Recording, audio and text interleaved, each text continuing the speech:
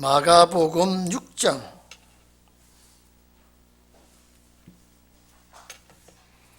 마가복음 6장 1절에서 6절까지 우리 다 같이 합독합니다.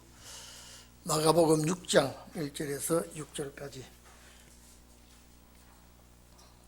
시작. 예수께서 그 길을 떠나사 고향으로 가시니 제자들도 쫓으니라. 안식일이 되어 회당에서 가르치시니 많은 사람이 듣고 놀라 가로되 이 사람이 어디서 이런 것을 얻었느냐? 이 사람의 받은 지혜와 그 손으로 이루어지는 이런 권능이 어찌미뇨? 이 사람이 마리아의 아들 목수가 아니냐? 야고보와 요셉과 유다와 시몬의 형제가 아니냐? 그 누이들이 우리와 함께 여기 있지 아니하냐 하고 예수를 배척한지라. 예수께서 저희에게 이르시되 선지자가 자기 고향과 자기 친척과 자기 집 외에는 존경을 받지 않음이 없느니라 하시며, 거기서는 아무 권능도 행하실 수 없어 다만 소수의 병인에게 안수하여 고치실 뿐이었고 저희의 믿지 않음을 이상히 여기셨더라. 이에 모든 촌에 두루 다니시며 가르치시더라. 아멘. 오늘 본문 우리 합독한 내용, 예수님께서 고향에서 패척을 당하시는 이 내용이 기록되어 있습니다. 왜 패척을 당할까? 여러분, 고향 사람을 만나면 기쁘고 또 마음이 통하고 이래야 되는데 고향에 갔을 때에 패척을 당했다. 이게 본문에 보니까 갈릴리를 떠나서 고향으로 가시니 제자들도 예수님 따라서 이 나사렛으로 가게 되었습니다. 자, 갈릴리 지역 여러 지역에서 다니시면서 예수님이 병자도 고치시고 천국의 말씀을 가르치시며 참 분주복잡한 시간을 보내시다가 고향에 돌아왔으나 환영을 받지 못하고 배척을 했다. 여기 그 길을 떠났다라고 하는 것은 가버나움입니다. 이제 복음 역사를 하시던 가버나움을 떠나 이제 고향으로 가셨다 그랬습니다. 이 예수님의 원 고향은요 베들레헴입니다. 그렇죠? 아버지 고향이 거기고 출생지가 거기고 원 고향이 베들레헴인데 왜 예수님이 이 나사렛을 고향이라고 했느냐? 나사렛에서 자라나신 역사가 30년이 됩니다. 자, 30여 년 동안 나사렛에 사시니 고향이라고 해도 뭐 별 거리낌이 없습니다. 베들레헴에서 탄생하신 예수가 저 아버지 어머니 따라서 애굽에 피난 갔다가 다시 돌아와서 나사렛에서 계속 삶을 살았던 것이 예수님의 생애입니다. 그러니까 고향 그러면 정말로 진짜 고향은 베들레헴인데 너무나 나사렛에서 오래 살았고 아버지가 그 지역에 목수 생활을 하셨기 때문에 그래서 고향으로 가셨다. 여러분 이해되시죠? 그 지역에서 오래 살았기 때문에. 자, 여기에 고향으로 가셔서 안식일이 되어서 여러분요, 예수님이 하시는 역사를 우리가 해야 됩니다. 주로 예수님은 노상 각 지역에 다니면서 복음을 많이 전하시면서 안식일이 되면은 회당에 들어갑니다. 오늘 우리가 앞으로요 13대 많은 교회에 들어가서 복음을 전해야 될 때가 옵니다. 그런데 복음을 전할 때에 환영하는 자도 있지만은 배척하는 자도 있게 됩니다. 그런데 나사렛에 가서, 해당에 가서 복음을 전하니까 많은 사람이 놀랍니다. 여러분들도 앞으로 우리에게 많은 역사를 주님이 주시겠지만은 말씀에 놀라는 일을 하기를 바랍니다. 말씀에 놀라는 일이요. 여러분, 이 말씀이요, 누가복음 4장과 연결이 됩니다. 누가복음 4장 16절에서 21절까지 쭉 보면요, 예수님이 나사렛 해당에서 강론을 하실 때에 누가복음 4장 16절에는 해당에서 강론하신 것만 기록되어 있고, 여기는 강론하신 것은 없고 놀란 것만 기록되어 있습니다. 둘을 딱 맞춰놓으면 왜 놀라게 되어 있느냐? 여러분, 누가복음 4장 16절에 보면 예수님께서 나사렛에 있는 해당에 들어가셔서 하나님의 말씀 성경을 읽으려고 하니까 이사야의 책을 딱 줍니다. 해당에서.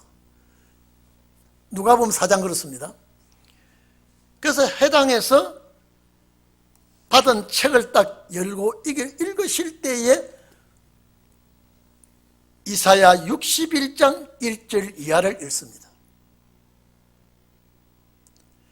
자, 이사야 61장 1절 이하를 읽으면서 주의 성령이 내게 임하셔서 가난한 자에게 복음을 전하게 하시려고 나를 이 땅에 보냈다. 내게 기름을 부으시고 포로된 자에게 자유를 주시고 눈먼 자에게 다시 보게 함을 전파하며 눌린 자에게 자유를 주시고 은혜의 해를 전하게 하려 하심이라고 하고 책을 딱 덮고 주습니다. 이 구절이 누가복음 4장 16절에 기록되어 있는데 여기는 그 기록된 말씀이 없습니다. 여기서 여러분 제가 늘 말씀드렸습니다. 이사야 61장 책을 읽으실 때에 여호와의 은혜 해와 신원의 날을 전파하여 2절을 그렇게 되어 있습니다. 이사야 61장 2절에. 그런데 읽으면 다 읽으시든지 안 읽으면 1절만 읽으시든지 2절에 딱 들어와서 은혜의 해를 전하게 하려 하심이라 하고 책을 딱 덮어버렸습니다. 왜 그랬을까? 은혜의 해와 신은의 날을 전파하면 시온에서 슬퍼하는 자에게 위로하고 복을 허락하 주겠다고 그 뒤에 나옵니다. 그러면 제가 늘 얘기했습니다. 이거 사명이에요. 주님이 오신 목적이 뭐냐? 은혜의 해를 전하게 하기 위해서. 은혜의 해를 전하게 하기 위해서. 그러면 신은의 날은 그때 전할 말씀이 아니요. 얼마나 중요한 말씀입니까? 신은의 말씀은 이제 우리가 전해야 돼.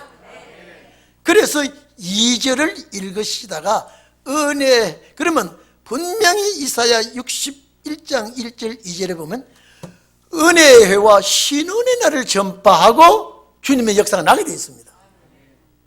근데 주님은 왜 2절 서두에 은혜의 해가 딱 고개만 끊어서 전파하게 하려 하심이라 하고 책을 주었을까요? 여기에 해당 있는 사람 다 놀랐습니다. 이런 지혜가 어디서 나오느냐? 여기 그랬거든요. 그러면 분명히 주님이 읽으실 때에 왜 하필 고개를 열었었느냐? 61장 1절 상황은 주님께 해당이 되는 말씀이에요. 은혜 시대를 열는 역사가 여기에 있습니다. 그리고 여러분, 은혜에는요 조건도 없고 말씀에 준비 과정도 없고 뭐 싸워 이겨야 된다는 것도 없고 그저 은혜에는 예수를 믿으라는 것밖에 없어요. 이걸 전파하고 신은의 날 전파는 원수 갚는 역사입니다. 주님 딱 띄어놨어요. 왜 그랬을까? 이것은 사명의 한계입니다. 사명의 한계. 오늘 그래서 누가복음 4장 16절에서 21절까지 이 내용을 마가복음은 기록하지 않았어요. 그저 놀란 것만 기록했죠. 예수님이 여러분요, 이리 좀 보세요. 줄줄줄 읽어버렸다고 놀릴 사람은 아무도 없습니다. 분명히 이 말씀 속에, 주님 말씀 속에 자기에게 해당되는 말씀 속에 그 말씀의 역사가 일어나고 있었던 거예요. 그래서 자, 두 가지 전파가 있죠. 전파가 있다 이 말이에요. 그러면 은혜에만 전파해놓고 주님 오시지 않다 이 말이죠. 반드시 두 가지 전파가 있어야 돼. 그래서 은혜를 전파하게 하려고 하실 때에 마가다락방 성령의 역사가 있다 이 말이에요. 이게 이른비 역사예요. 제자들을 그냥 내보내지 않았어요. 성령 부어서 내보냈어요. 그러면 신혼의 날의 역사도 반드시 전파가 있다 그랬습니다. 전파가 있다 그랬어요. 그래서 신혼의 날의 전파도 그럼 여러분 그냥 안 보냅니다. 성령을 입혀서 보내게 되어 있습니다. 그 두 가지 전파가 있잖아요. 예수님이 은혜의 해만 전파한 것은 신은의 날의 역사는 신은의 날의 종들이 와야 되기 때문에 딱 두었습니다. 얼마나 정확합니까? 그러니까 여러분은 은혜 시대에 예수를 믿고 은혜 시대에 신앙생활을 했지만은 거기다가 이제 신은의 날의 역사까지 겸해서 전파해야 된다 이 말이에요. 얼마나 감사합니까? 그래서 여러분들이 은혜 시대의 사명보담도 신은의 날의 사명이 다 크다는 거예요. 은혜 시대의 사명은 죽음의 역사입니다. 그리고 부활의 역사예요. 그래서 은혜 시대에 길 여는 세례 요한도 죽었고 길 여는 자에 뒤따라오는 예수님도 죽었고 순교했고 그 복음을 전가하던 사도들도 죽어버렸습니다. 이게 은혜의 역사예요. 그러나 신은의 날의 전파는요, 다시 오시는 그리스도는 그분은 죽음이 없어요. 이제는 죽음이 없어요. 죄인을 심판하러 오셔. 그렇기 때문에 그분이 죽음이 없는 그 주님이 오실 때 길 여는 자도 죽음이 없어요. 그러면 이 길 여는 자가 무엇을 길을 여느냐? 심판주가 오신다는 길을 여는 그 역사가 무슨 역사냐? 신은의 역사라 이 말이에요. 그러니까 신은의 복음을 전하는 자도 죽지 않고 복음을 전하는 거잖아요. 은혜 시대는 죽음의 역사요, 부활의 역사요. 신은의 역사는 죽지 않고 복음을 전하는 역사요, 변화되는 역사요. 나를 믿는 자는 죽어도 살고 부활되는 역사요. 살아서 믿는 자는 영원히 죽지 않은 변화의 역사요. 그래서 세례 요한이 여자가 낳은 자 중에 세례 요한보다 더 큰 자가 없다 그러면 이 땅 위에 여자가 출생한 자 중에 세례 요한이 제일 크다 이 말이에요. 왜 여자가 낳은 자 중에 세례 요한이 제일 크냐? 제가 늘 말씀드렸습니다. 아브라함과 모든 선지자들이 메시아 보기를 갈망했는데 다 보지 못하고 죽었습니다. 세례 요한은 그 메시아를 길을 열었습니다. 메시아의 길을 열었고 그 메시아를 만났습니다. 세상 죄를 지고 가는 하나님의 어린 양이라고 소개했습니다. 그리고 세례 요한이 예수님께 세례를 베풀었습니다. 그래서 예수님께서 이 세례 요한을 가리켜서 엘리야라 그랬습니다. 길을 여는 엘리야라 그랬습니다. 그런데 엘리야는 무덤이 없어야 되고 죽음이 없어야 되는데 세례 요한은 죽었습니다. 이게 1차적인 역사입니다. 2차는 절대 그렇지 않습니다. 여러분, 이는 말씀을 성령의 늦은 비 역사에 전하면요, 어느 해당 어느 교회에서 이제 기절하게 놀랄 겁니다. 이렇군요 몰랐습니다.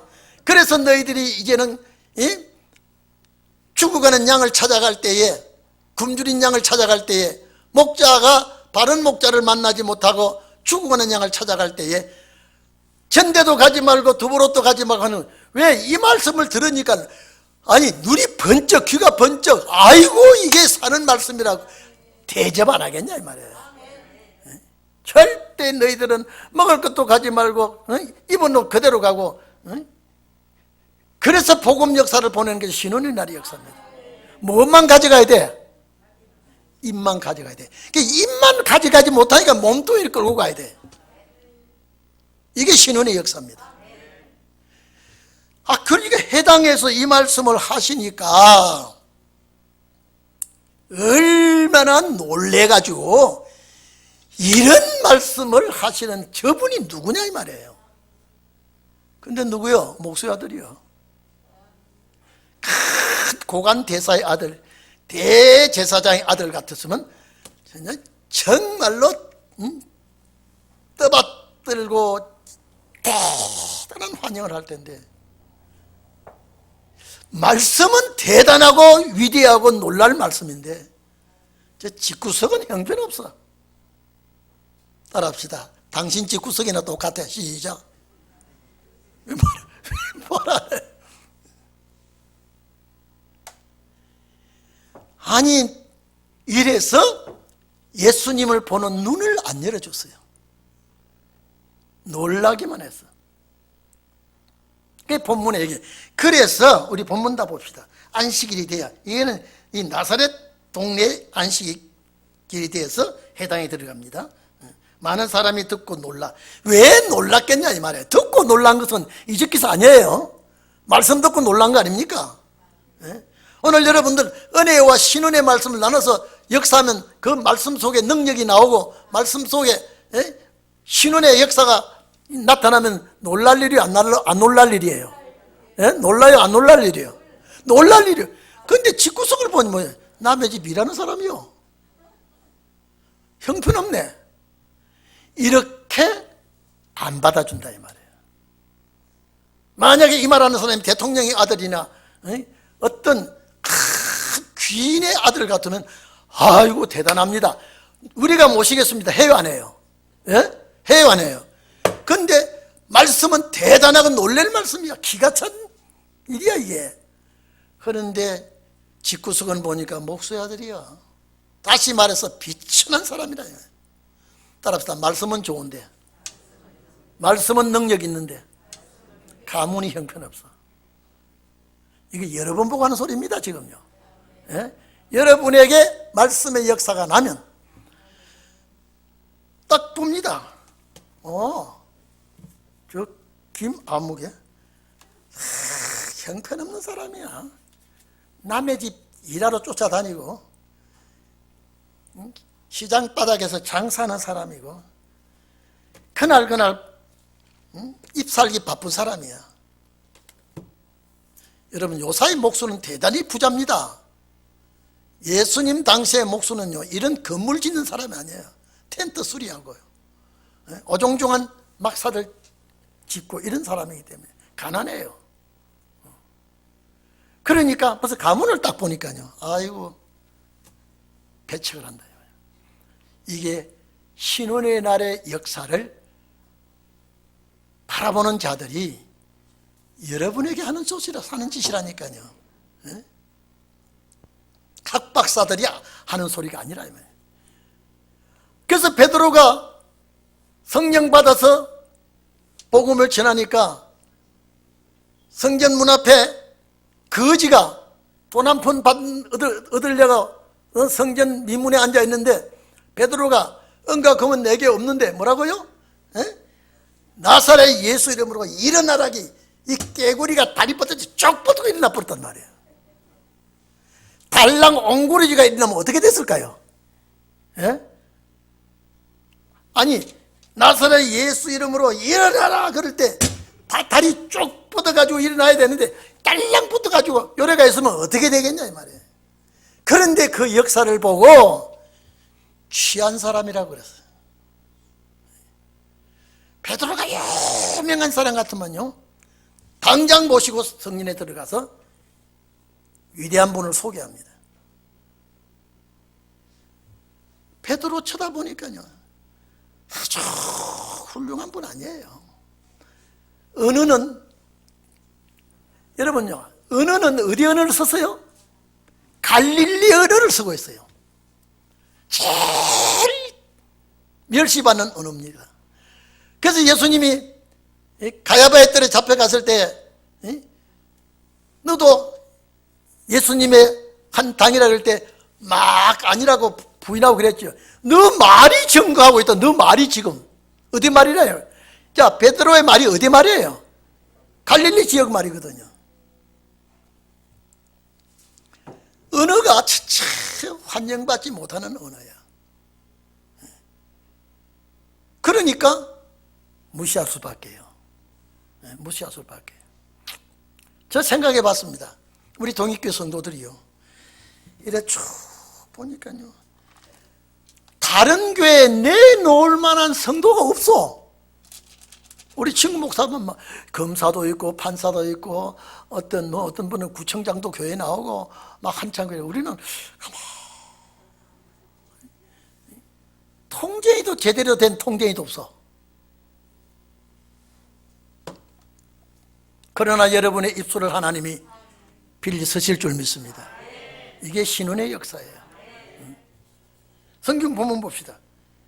많은 사람이 듣고 무슨 소리를 들었길래 놀랐겠느냐 이 말이에요. 그러니까 누가복음 4장 16절에 보니까 이사야 60장 1절 가지고 강론을 했더라 이 말이에요. 그러면 오늘 여러분들 우리가 신혼의 말씀을 증거할 때 얼마나 놀래겠느냐 이 말이에요. 무엇에 놀래? 말씀의 역사를 보고 놀라는 날이다.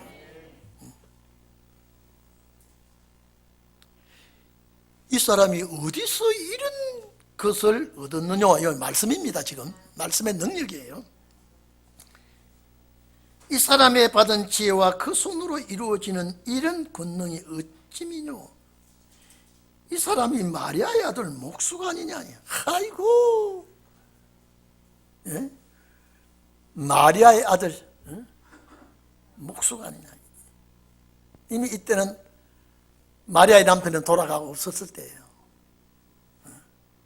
참 비천한 취급을 합니다.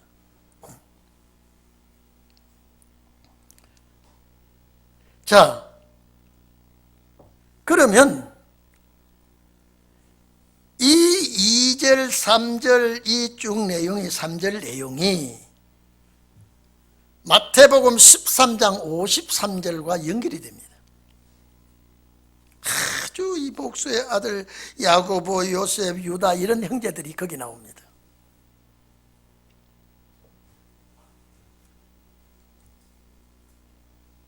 이 사람이 마리아의 아들 목수가 아니냐? 이 말은 아니 저 사람이 손으로 노력하고 참 남의 집 고치고 집 짓고 이런 밥벌이 하는 사람이 아니냐 이 말이에요. 밥벌이 하는 사람이 아니야. 손으로 목수짓을 하고 그래도 학자는 아니야. 학자는 아니야. 손수 고생하고 수고하고 밥벌이 하는 이런 목수가 아니냐 이 말이야.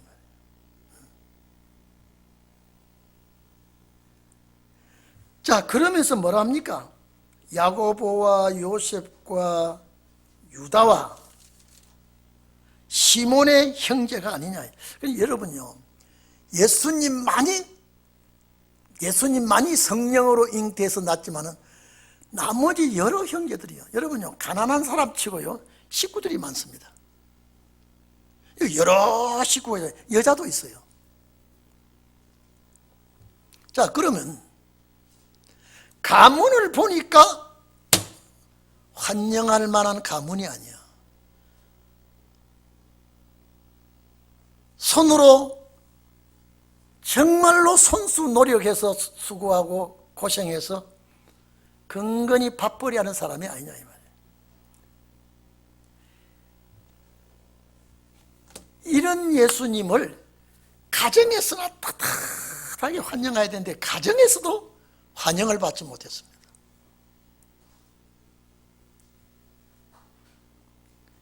가정에서도 왜 그걸 가정에서 받지 못했는 말씀이 어디 있느냐? 4절에 보면 있습니다. 선지자가 자기 고향과 자기 친척과 자기 집 외에는 환영을 받는데, 예? 자, 그러면 집에서도 환영을 제대로 못 받았다. 이 형제간도. 그런데 예수님 십자가 돌아가시고 난 다음에 성령 강림하셨을 때부터 야고보와 유다는 철저히 돌이킵니다. 그래서 유다서를 기록한 자가 예수님의 동생이고요, 야고보서를 기록한 자가 예수님의 동생이에요. 좀 기가 차죠. 아니, 고향, 친척, 자기 집 외에는 환영을 받는데 집에 와도 환영 못 받고, 고향 가도 환영 못 받고, 친척도 환영 못 받고. 자, 옆 사람하고 인사합시다. 당신 환영받을 생각하지 마십시오. 시작.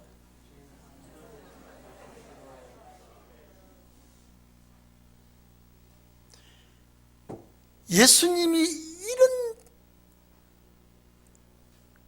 분위기에서, 이런 상황에서 복음 역사를 했습니다. 자, 우리 집에 집 고친 사람이야. 형제간들 줄줄이 사탕이야. 그 형제간들 인물 형편없어. 학벌도 없어. 집안 그래. 이렇게 배척을 당합니다. 이렇게 손사래를 칩니다. 저는 그래서 주님 이 세상에 왔어요. 웃은 일이 별반 없어요. 웃은 일이 별반 없어요. 근데 우리는 주님 닮기를 원합니다. 주의 길을 가기를 원합니다. 하지만은 나에게 시련보다 축복을, 손가락질보다 환영을 자꾸 우리가 바라는 건 그렇다 이 말이에요. 주님 받은 고난도 나도 동참하게 주시옵소서 하는데도 실제 고난이 쓰거든요. 원치 않거든요. 저 손노력을 해서 밥벌이 먹는 사람 아니냐? 누구도 있고 그 자매도 우리하고 같이 살고 있어. 그 집안 보니까 다 실업자 가정이야. 그렇다면 여러분도 예수님의 뒤를 따라가겠습니까? 관망을 하고 양다리 걸치겠습니까? 자, 1번 양다리 걸친다. 2번 죽고 살기로 따라간다. 3번 듣고 말겠다. 세 종류 중에 어느 종류가 제일 많겠습니까? 들어보는 종류가 많습니다. 그 다음에요, 양다리 걸치 있습니다. 저 사람 말은 참 맞는데 따라가야 될까 말아야 될까. 가문을 보니까 아주 안 되고요. 그 말씀은 대단하고요. 요 두 종류가 있습니다. 한 종류는 말씀이 여기 있는데, 영생의 말씀이 여기 있는데 내가 어디로 가야 되겠습니까? 죽자 살자 욕을 하든지 흉을 보든지 때로는 매를 맞든지 가는 거예요. 지금 여러분, 욕 얻어먹을 때 나 혼자 얻어먹는 게 좋습니까? 구경꾼이 많으면 좋습니까? 여러분 대답하세요. 욕 얻어먹을 때 나 혼자 창피당하고 많은 게 좋아요? 다 많은 사람이 보는데 창피당하는 게 좋아요? 참, 내가 한국말 하는데 참 알아듣기 어려운 것 같아. 내가 독일어도 안 하고 영어도 안 하는데. 제자들을 다 데리고 갔습니다. 제자들을요. 근데 고향 가서 보니까 예수님의 대우가 굉장히 형편없어. 제자들을 보는 데서 저런 망신을 당해. 자, 스승의 모습이 어떻습니까 지금요? 우리 선생님이 고향 갔더니 막 대환영입니다. 제자들이 들으면 좋겠죠, 이렇게 되면은요. 근데 딱 가보니까요, 아주 북풍한설이에요. 말마다 예수님 꼬투리 다 잡는 거예요. 형편없는 가정이라고. 예수를 따뜻한 말 한마디 해주지 않냐고 배척해버립니다. 저도 솔직히 여러분 다 모시고 가가지고 어디 가서 환영을 받으면 아 우리 목사님 대단하다 그러죠. 근데 아주 납작하게 짓밟아 뿌리면요, 제가 여러분 보기에 오히려 망신스럽습니다. 예? 환영을 받아야 될 동네 가서도 고향에 가서도 이렇게 되니요. 이것이 우리에게 여러분 진리의 말씀 가지고 참 문제가 부딪혀 와도 아 주님이 이 길을 걸어가셨구나 하시고 이기시기를 바랍니다. 참 이긴다는 건 쉬운 일이 아닙니다. 그래서 자기를 죽이고 이 말은 자기를 죽이고 이 말은요 참 자존심 죽이는 것은 정말로 어렵습니다. 나 혼자는 몇 번 죽습니다. 나 혼자는요. 그럼 옆에서 딱 찔러주면요 고슴도치같이 달라듭니다. 이게 오늘의 상황입니다. 제자들 데리고 가가지고 망신골 참 망신 다 당했습니다.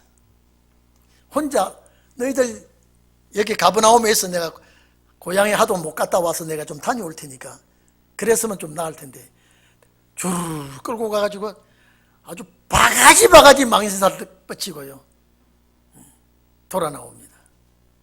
이게 주님의 삶이었습니다. 과연 저도 박성목 저거 이단이고 저거는 어떻고 저거는 어떻고 막 가면 참 너 아직까지 모르는구나. 웃음이 나와야 돼. 뭐 내가 2단이야 너는 3단이야 이리 좀 와봐. 나빠다 칠 수가 있다 이 말이에요. 주님이 이런 일을 당하셨는데 나는 과연 어떻을까. 이렇게 배척을 당했습니다. 그래서 4절이 나온 거예요. 주님이 우리 보고 한 소리. 너희도 만에 하나 기가 막힌 정말로 기가 막힌 일 부딪히거들랑 내가 고향 가서 당한 일을 생각하고 잘 이겨라. 내가 고향 가서 예수님이 고향 가서 그 고향 가면 전부 다 친척 집안 친구도 있어요. 고향 친구도 다 살아요. 뭐 객지생활 많이 안 해요. 옛날에는요 그 동네에서 같이 살지요. 그때 와보니까 전부 다 배척해버렸어요. 그래서 예수님께서 4절 말씀이 그래 나온 겁니다. 선지자가 자기 고향과 자기 고향이에요. 자기 친척입니다. 이 혈족입니다. 자기 집입니다. 부모 형제간이 사는 곳입니다. 존경을 받지 않음이 없는 다른 데 가서 다 환영받는데 특히 고향 갔더니 친척과 식구들까지. 여러분 예수님의 동생을 뭐라 그런지 아십니까? 스스로 나타내기를 좋아하는 자요 이 시골에 있지 말고 저 예루살렘에 가서 좀 뻐기고 살아라 그랬습니다. 제자들이 그랬으면 오히려 예수님의 동생들이 그랬습니다. 그런데 절기 때 보니까 가보니까 예수님 거기 와 있어. 얼마나 예수님이 외로운지 모릅니다. 따지고 보면요. 자, 그러면 주님이 이런 소리를 했을 때에 우리도 한번 생각해 봐야 됩니다. 거기서는 아무 권능도 행하실 수 없어 다만 소수의 아주 적은 몇 사람이 되는지 모르겠어요. 소수의 병인에게 안수하여 고치실 뿐이었다. 고치실 뿐이었다.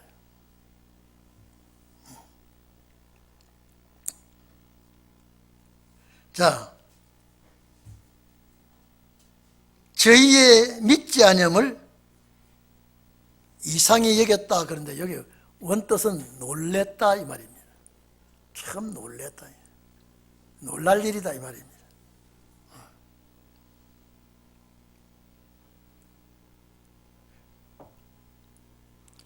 자, 이에 모든 촌에 두루 다니시며 가르치시더라.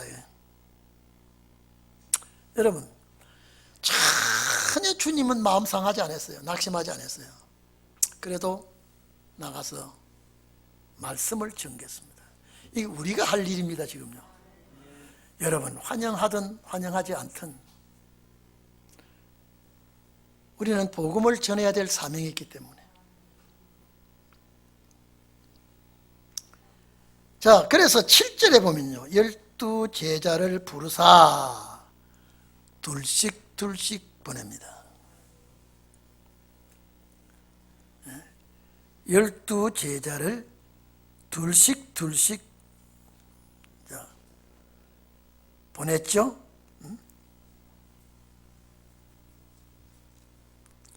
마태복음 10장 1절에서 15절까지 내용이 여기 있습니다. 누가복음 9장 1절에서 6절에 예수님이 제자들을 파송합니다. 그런데 곁들여서 누가복음 10장 1절에서 11절 보면 70인을 세워서 보냅니다. 여기 보십시오. 여기 그러면 주님이 신혼의 역사할 때도 12 멤버를 보내고 또 70인은 제자 아닙니다. 여기에서 뽑아서 또 보냅니다. 이게 우리가 나가서 할 일입니다. 이해됩니까? 여러분, 가정주부라고 직장인이라고 여러분요, 남의 집 품팔이 한다고 뭐 염려하지 마십시오. 신혼의 종은 반드시 하나님이 쓰게 되어 있습니다. 반드시요. 아니, 마태복음 그 9장 마지막 절에 보면요, 추수할 것은 많되 일꾼이 적으니. 여러분, 예수님 당시에 추수할 때가 아닙니다. 예수님 당시는 은혜 시대가 열리고 예수님 말씀을 듣고 성령 받아서 뿌리는 시대예요. 추수할 때 아닙니다. 추수할 때는 신혼의 날입니다. 그래서 추수할 주인에게 가서 일꾼들을 좀 보내주소서 하라 그랬다며. 일꾼 보내주소서. 이 추수 때. 그러면서 12를 파송해서 보낼 때예요. 두벌 옷도 가지지 말고, 또 신발도 다 두벌 가지지 말고, 전대도 가지지 말고, 그렇게 보냅니다. 은혜 시대 그렇게 하면은요, 안 됩니다. 은혜 시대는요, 두 번 신발 아니라 세 벌 신발도 가져가야 되고요. 옷도 봄, 여름, 가을, 겨울 여러분 입을 거 가져가야 되고, 다 준비해 가져가야 됩니다. 이거는 어쩌면 신혼의 날에 이 말씀을 주님이 했을까요?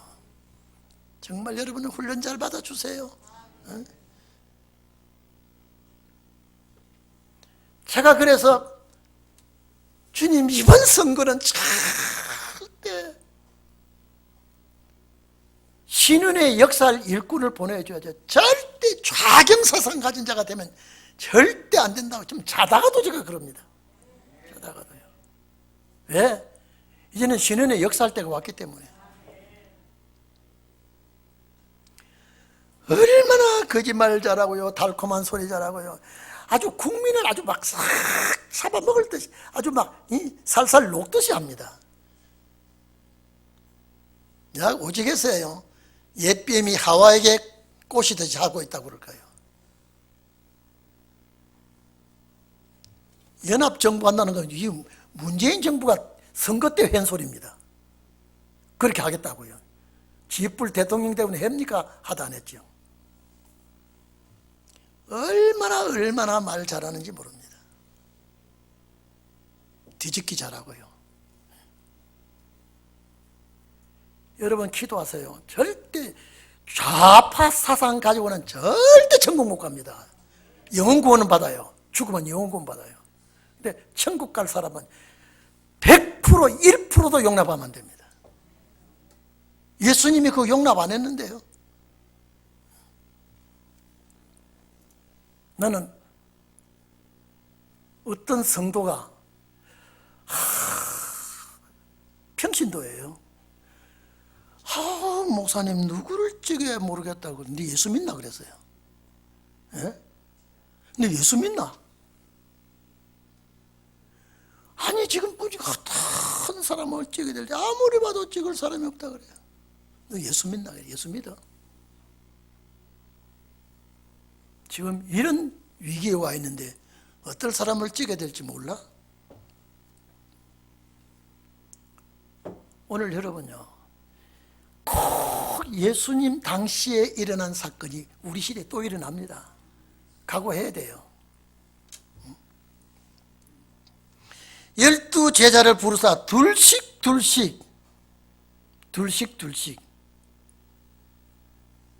보내면서, 여러분 둘씩 보내는 거는 자 정인의 숫자라 그랬죠? 정인의 숫자라 그랬죠? 신명기 19장 15절에 무슨 일이 있을 때 둘씩 두세 명씩 정인을 세워서 하라 그랬죠? 신명기 17장 6절에 보면요, 저 사람을 사형시킬 때 죽일 때 두 정인을 세워놓고 죽이라 그랬습니다. 그래서 정인이라는 건 얼마나 중요한지 모릅니다. 그래서 이거는 뭐냐, 앞으로 우리가 복음 역사할 때 두 정인으로 나가야 된다는 소리입니다. 그래서 요한계시록 11장에 두 정인에게 권세를 주니 그랬죠. 여러분이 두 정인이에요.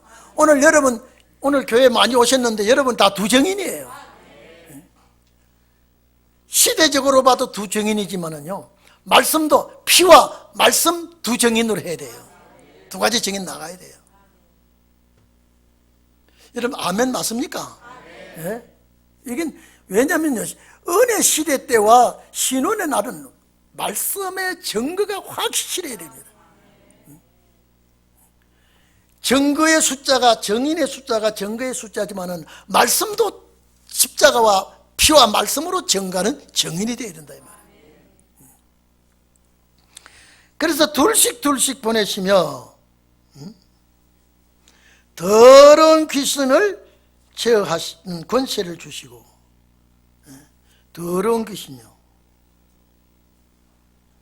자,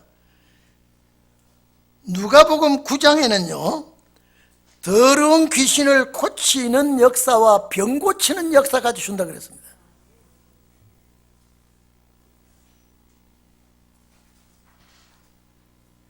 자, 여행을 위하여 지팡이 위에, 여러분 이런 봅시다. 지팡이는 호신용입니다. 호신용인데 마태복음 10장 누가복음 9장에는 지팡이까지도 가져가지 말라 그랬습니다. 최소한 줄이라는 거예요. 최소한. 마태복음 10장 10절에 보면요, 지팡이도 가져가지 말라 그랬어요. 누가복음 9장 3절에도요. 여기는 지팡이는 허락했습니다. 최소한으로. 자,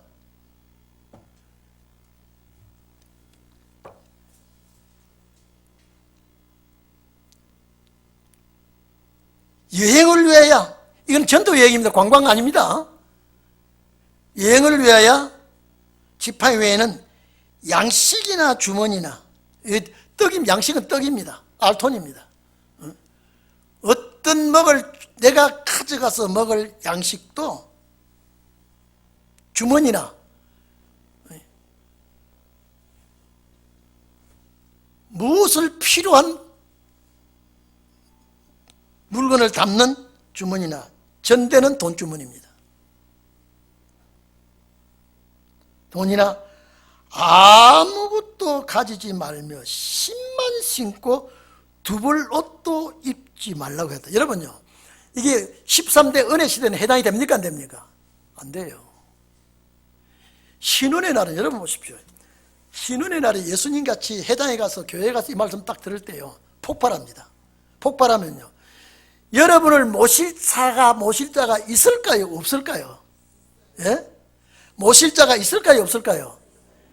자, 모시면은 먹을 것도 입을 것도 제공할까요? 안 할까요? 합니다.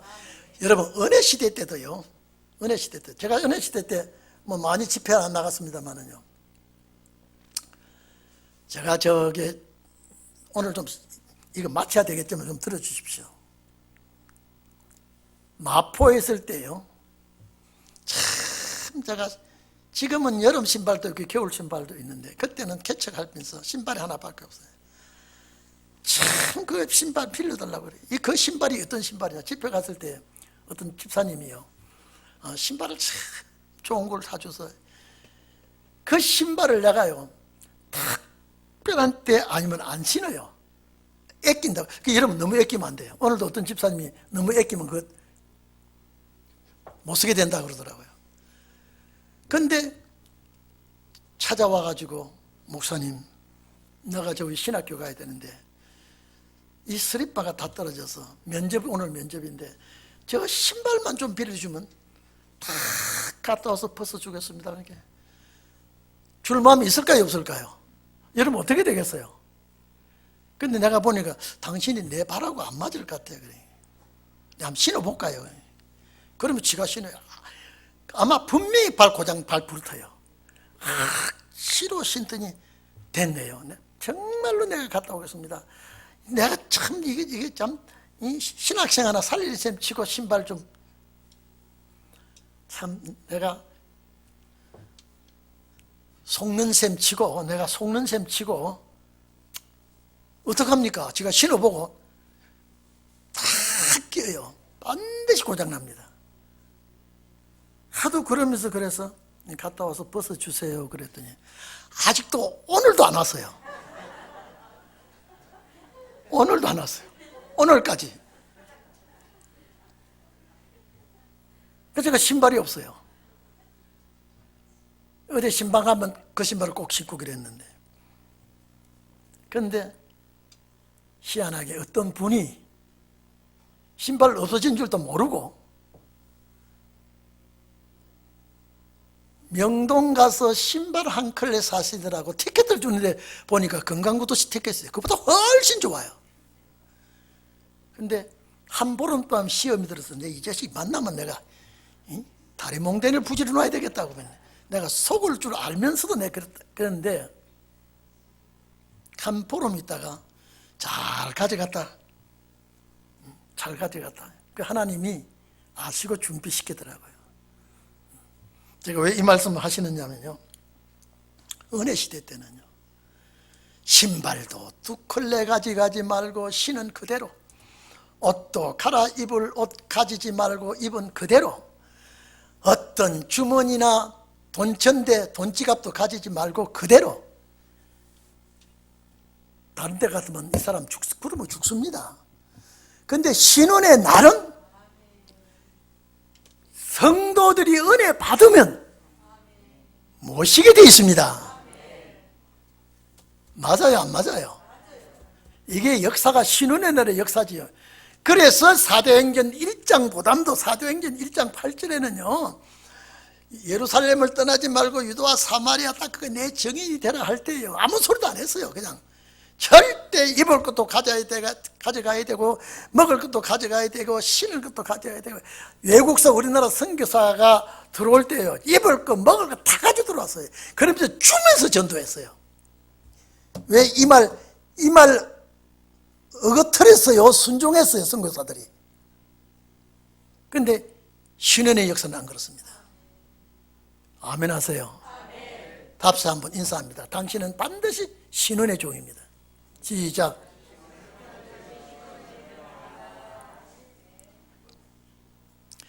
우리는 떠날래도 돈 뭉치가 갈 돈도 없어. 에? 아니, 뭉치가 갈 돈도 없고, 에? 신발도 몇 켤레 가져갈 준비도 없고, 이게 반드시 신혼의 날의 역사지 은혜 시대는 아니란 말이에요. 아멘 아닙니까? 그래서 예수님이 하신 말씀은 다 그 시대에 이루어질 말씀은요, 조금 있을지 말자고 전부 신혼의 날의 역사예요. 그러면 신혼의 날도 그냥 하신 말씀이 아니라 신혼의 날에 해당된 종들이 이 역사의 주인이 된다 이 말이에요. 그리고 오늘 이 자리에 오신 여러분은 반드시 여기에 해당되는 종들이라니까요. 기분 좋다 안 좋다? 내일 끼니가 없어도 스레빠 신고 운동화 신고 와서 이 소망 가지면 입이 쳐 벌어지고, 주 안에 있는 나에게 뭐라고요? 근심이 쌓이네. 그게 아니라 이 말이에요. 탁 썰어주고, 내 앞길 험악하여도 뭐라고요? 내 앞길 멀고 험해도 뭐요? 나 주님만 따라가리래. 그런데 그렇게 했더니 주님이 다 이렇게 말하신 분이 준비시키는 역사가 있다 없다? 반드시 있습니다.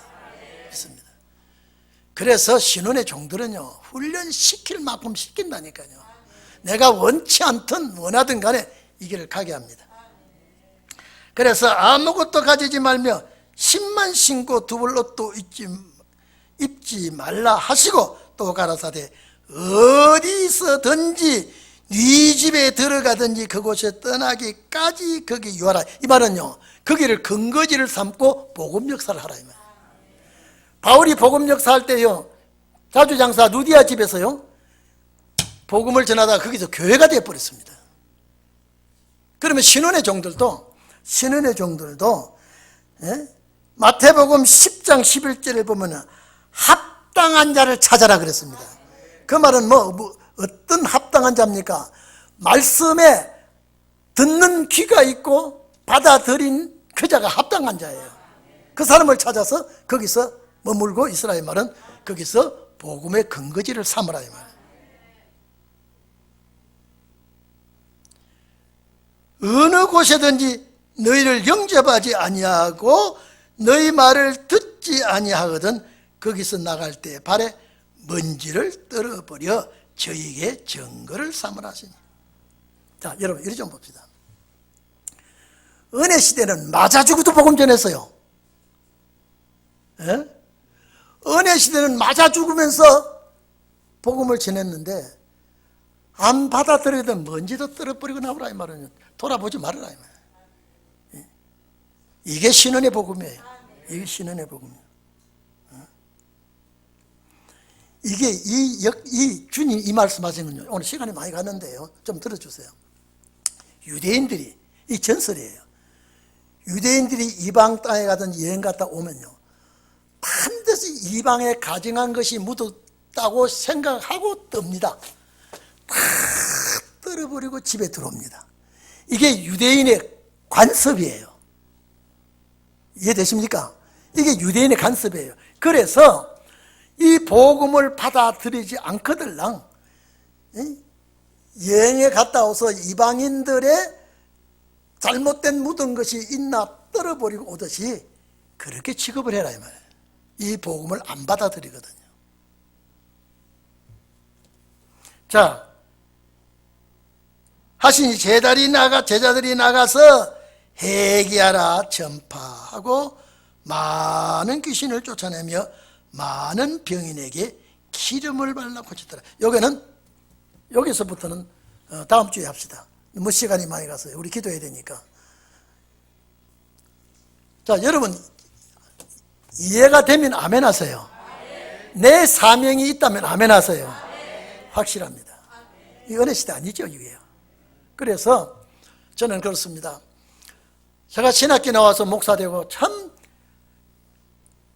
목사가 되고 나서 여러분요, 참 말씀을 못 깨달으면요, 이거는요 들은 소리 그대로 전하면 앵무새예요, 앵무새예요.